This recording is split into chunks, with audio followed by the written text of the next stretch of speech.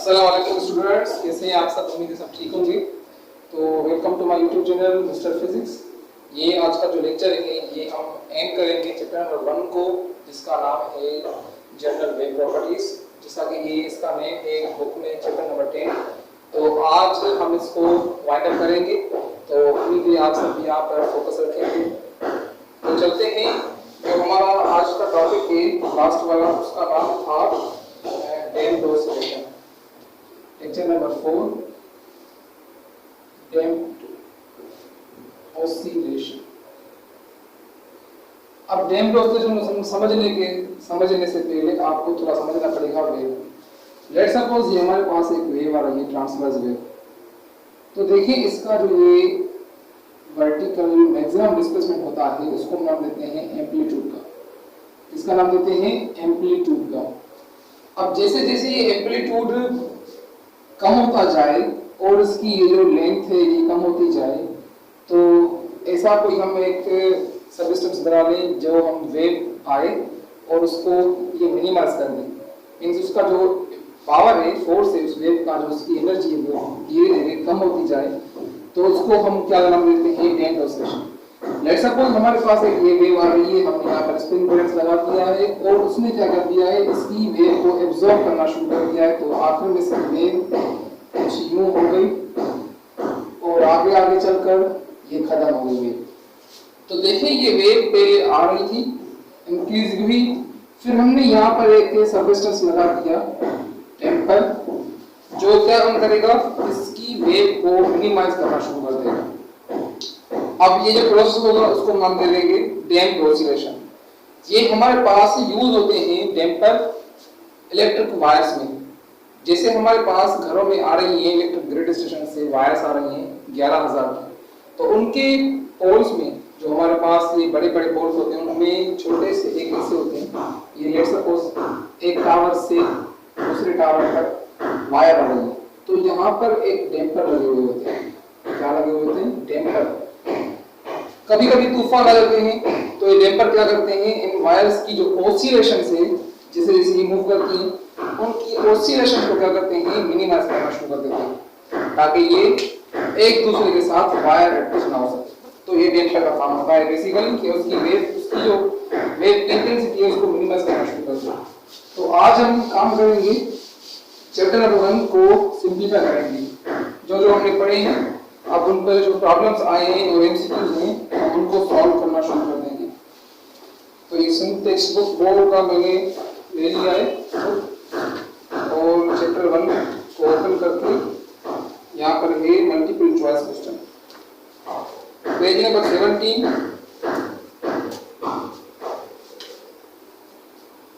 Page number 17 पर हमारे पास MCQ start हो रहे हैं चैप्टर नंबर 10 के।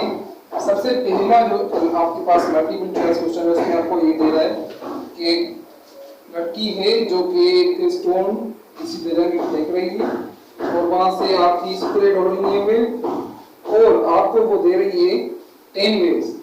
क्या 10 वेव्स पास हो रही हैं कितने टाइम में?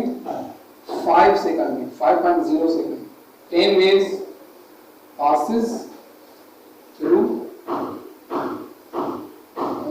5 सेकंड। आपसे पूछ रहा है कि फ्रीक्वेंसी क्या है, तो सॉल्यूशन सबसे पहले फ्रीक्वेंसी बेटा क्या होती है? नंबर ऑफ वाइब्रेशन या नंबर ऑफ वेव्स पर मिनट 1 सेकंड। तो यहाँ पर हमारे पास नंबर ऑफ वेव्स कितनी है? 10, और हमारे पास टाइम कितना है? 5 सेकंड। तो 10/5 2 हर्ट्ज इसका जवाब आ गया।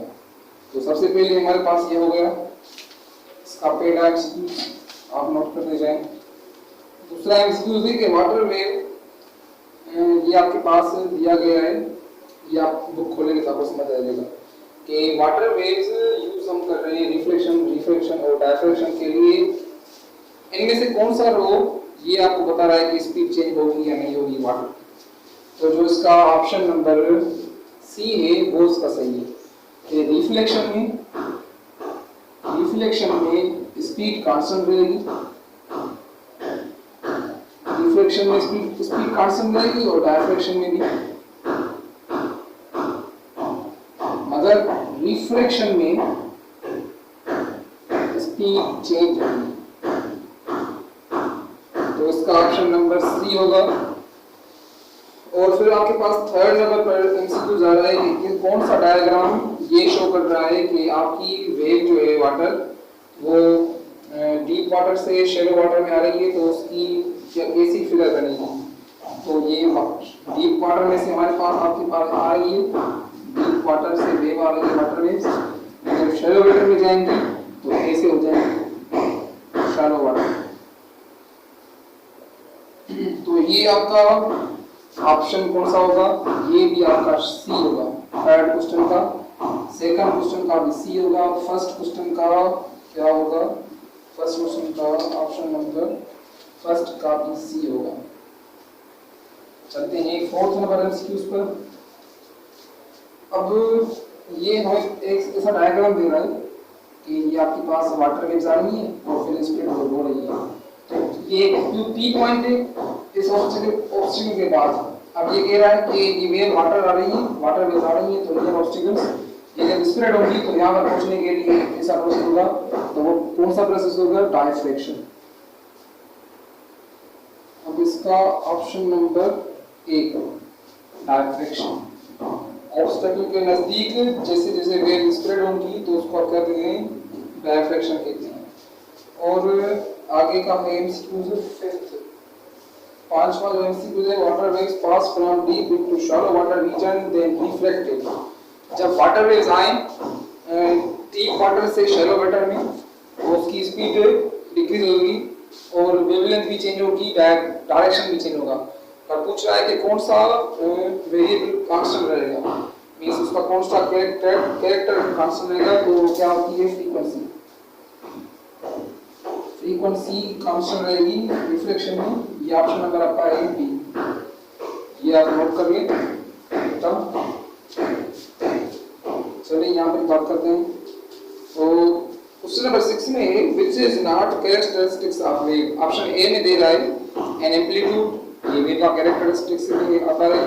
पीरियड ये भी आता है, वेलोसिटी भी आती है, मास वेव का नहीं होता, तो ये कैरेक्टरिस्टिक्स में नहीं आता। तो ऑप्शन नंबर सी 6 का, when an oscillating object is in simple harmonic motion, its maximum speed occur when the object is at। तो जब वो इक्विलिब्रियम पॉइंट के नजदीक आएगा, जैसे मैं आपको एग्जांपल दे रहा सिंपल हार्मोनिक मोशन, जैसे जैसे ये आपकी होती है मैक्सिमम और ये आपकी होती है इक्विलिब्रियम या मेन पोजीशन। इक्विलिब्रियम या मेन पोजीशन और ये आपकी होती है एक्सट्रीम पोजीशन। तो जैसे जैसे वो मेन पोजीशन की तरफ आएगा या इक्विलिब्रियम पोजीशन की तरफ आएगा तो उसकी स्पीड मैक्सिमम होती रहेगी। तो 7 का ऑप्शन होगा सी। 8वें पर आते हैं, in oscillating pendulum the bow accelerates from its extreme position due to inertia or tension in the string wind।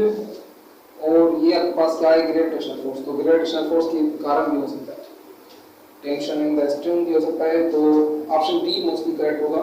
In the ball and bowl system the mean position is 8। Mean position ये होती है तो इसको क्या देते हैं, centre पे। तो ऑप्शन नंबर सी 9 का, oscillation are damped due to the presence of a frictional force। जो oscillations मिनिमम होती हैं वो किसी फोर्स की वजह से होती हैं, जो फोर्स क्या करे उसको मिनिमाइज करे वो होता है फ्रिक्शनल फोर्स। ये जो सेक्शन नंबर बी है ये आप खुद कर लेंगे, थ्योरी मैंने आपको पढ़ाती है, मेरे आपको लेक्चर्स में मिलती जाएगी, ये आप नोट कर लें। तो हम पढ़ते हैं न्यूमेरिकल्स।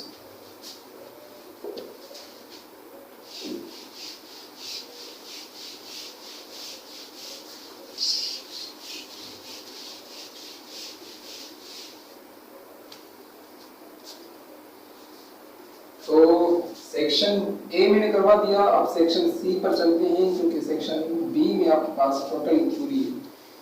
तो सबसे पहला जो प्रॉब्लम है उसकी मैं डायरेक्ट डेटा लिखता हूँ। What is the wavelength of radio wave broadcasted by radio station. Radio station से आपकी रेडियो वेव्स जनरेट हो रही हैं जिनकी फ्रीक्वेंसी आपके पास है 1300 किलोहर्ट्ज और उनकी जो स्पीड है वो है speed of light meter per second. आपसे पूछ रहा है उसकी वेवलेंथ क्या होगी। तो solution v is equal to f lambda, v की वैल्यू रखेंगे पर फिर इसको रीअरेंज करेंगे। लैम्डा इज इक्वल f क्या कर रहा है मल्टीप्लाई, वहां क्या करेगा डिवाइड। तो v ओवर f, v की value 3 into 10 power 8 metre per second divided by frequency की वैल्यू हमारे पास है 1300 into किलो तो 10 पावर 3 हर्ट्ज। इसको जब सिंप्लीफाई करेंगे तो आपके पास ये आंसर यहाँ पर लिखा हुआ है 230.76 मीटर, ये आपके पास आंसर आ जाएगा। उसके बाद हमारे पास है सेकंड प्रॉब्लम। सेकंड प्रॉब्लम में आपको बता रहा है कि the waves moving in the owned allow में वाटर वेव्स हो रही हैं जिनकी वेवलेंथ आपके पास दे रहा है, वेवलेंथ दे रहा है 1.6 मीटर, 1.6 मीटर उनकी वेवलेंथ है एंड फ्रीक्वेंसी आपको दे रहा है 0.80 हर्ट्ज और पूछ रहा है उनकी स्पीड v। तो simplify solution v is equal to f lambda, same formula, f आपके पास है 0.8 मल्टीप्लाई आपके पास है 1.6, इसकी स्पीड आएगी 1.28 मीटर पर सेकंड। इतनी रफ्तार से वो मूव करेगी वाटर वेव्स। नंबर थर्ड में आपके पास आ रहे हैं 50 वेव्स। नंबर ऑफ वेव्स जो है आपके पास है 50 वेव्स। 50 वेव्स क्या कर रही हैं, पास कर रही हैं। टाइम कितना लग रहा है उनको, 10 सेकंड लग रहा है पास होने में। और व्हाट आर द फ्रीक्वेंसी, पहला सवाल फ्रीक्वेंसी उनकी क्या है, तो solution frequency is equal to number of waves per unit 1 सेकंड। एक सेकंड में कितनी वेव्स पास होगी उसको हम कहते हैं फ्रीक्वेंसी। फ्रीक्वेंसी आपके पास होगी 50 वेव्स पास हो रही हैं 10 सेकंड में, तो 0 में कैंसिल 5 हर्ट्ज। अगर 5 हर्ट्ज है तो टाइम पीरियड इसका होगा 1/, फ्रीक्वेंसी फ्रीक्वेंसी के साथ इनवर्स तो 1/5, ये हमारे पास है 5, तो ये होगा 0.2 सेकंड। टाइम पीरियड इसका होगा 0.2 सेकंड और उसकी वेवलेंथ आपको दे रहा है, अगर उस वेव की वेवलेंथ है 1 सेंटीमीटर तो आपको उसकी वेलोसिटी मालूम होगी। तो solution v is equal to f lambda, आपके पास फ्रीक्वेंसी मिल गई 5 और वेवलेंथ है 8 सेंटीमीटर। तो सेंटीमीटर को आप क्या करेंगे, डिवाइड करेंगे 100 के साथ तो ये मीटर में चला जाएगा। 5 8 40 बाय 100 तो ये हो जाएगा आपके पास 0.4 मीटर पर सेकंड। अगर सेंटीमीटर में जवाब आ रहा है तो आप को भी लिख सकते हैं। उसके बाद आपके पास है फोर्थ वन प्रॉब्लम। एक सेकंड की बात करते हैं। तो चलिए हम चलते हैं फोर्थ प्रॉब्लम पर, जो कि कहता है कि एक स्लिंग की है अब स्प्रिंग होगा वो प्रोड्यूस कर रहा है लॉन्जिट्यूडिनल वेव। तो देखिए ये हमारे पास स्लिंग की स्प्रिंग है जो वेव प्रोड्यूस कर रहा है लॉन्जिट्यूडिनल वेव, उनकी स्पीड है 40 सेंटीमीटर। उनकी स्पीड आपको क्या दे रहा है 40 सेंटीमीटर पर सेकंड उनकी वेलोसिटी है, स्पीड आप कहते हैं। फ्रीक्वेंसी उनकी है हमारे पास 20 हर्ट्ज उनकी फ्रीक्वेंसी है। Minimum separation between consecutive compression. अब क्रस्ट से क्रस्ट तक वो बोलते हैं, हम बात करते हैं किसमें, ट्रांसवर्स में, तो यहाँ पर होगी कंप्रेशन से कंप्रेशन तक, यहाँ रेयरफेक्शन से रेयरफेक्शन तक जो डिस्टेंस होगा उसको नाम क्या देते हैं, वेवलेंथ। तो हमें यहाँ पर वेवलेंथ मालूम करनी है। तो solution v is equal to f lambda, lambda is equal to v by f। अब हम ये पहले कन्वर्ट करेंगे ऐसा यूनिट्स में, 40 सेंटीमीटर इसको हम अगर डिवाइड करेंगे 40 सेंटीमीटर पर सेकंड को हम डिवाइड करेंगे 100 के साथ में, तो ये कन्वर्ट हो जाएगा इसमें मीटर में हो जाएगा। तो 0.04 second 0.4 metre per second 0.4 metre per second ये हमारे पास वैल्यू आ गई SI में 0.4 मीटर पर सेकंड और डिवाइडेड बाय 20 हर्ट्ज, तो ये आपके पास आंसर आएगा 0.02 मीटर। ये आपके पास आ गई वेवलेंथ। तो जैसे जैसे हमने ये प्रॉब्लम्स कर दी हैं, बाकी जो भी इसके एग्जांपल्स हैं वो आपको खुद भी आने चाहिए, क्योंकि आप सारे के सारे पर फोकस रखेंगे तो आपको सभी एग्जांपल्स आते जाएंगे, याद रह जाएंगे। तो अगर इनमें से कोई भी डिफिकल्टी हो किसी भी प्रॉब्लम में तो आप कमेंट में बता दें और कोई भी क्वेश्चन हो तो आप वो भी कमेंट सेक्शन में बता दें। तो हमारे आप यूट्यूब चैनल पर बने रहिए ताकि आपको एक से एक लेक्चर मिलता जाए। हम 9th की भी सीरीज स्टार्ट करेंगे। आज ये हमारा चैप्टर नंबर 10 कंप्लीट हुआ। आगे का चैप्टर का नाम है साउंड, चैप्टर नंबर 11 है मेट्रिक का, वो हम स्टार्ट करेंगे नेक्स्ट वीडियो में। Thank you.